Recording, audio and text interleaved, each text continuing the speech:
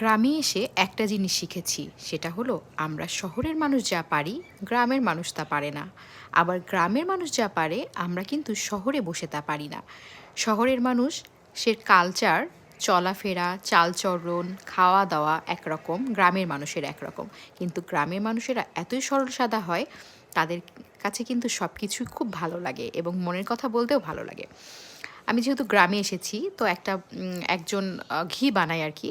তো তার ঘি বানানো দেখছিলাম। সে দুধের সরগুলো ভালোভাবে জমা করে রেখে ভালোভাবে ফেটিয়ে নিল।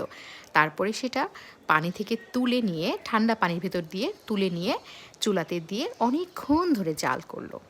জাল করে করে যখন সেখান থেকে একদম ঘিটা ছেড়ে দিল, মানে তেল হয়ে আসলো, ঠিক তখনই সেই ঘিটা রেডি হয়ে গেল। কি সুন্দর পদ্ধতি, তাই না? এটা তো আমি পারি না, কিন্তু আমার গ্রামের চাচি ঠিকই পারে।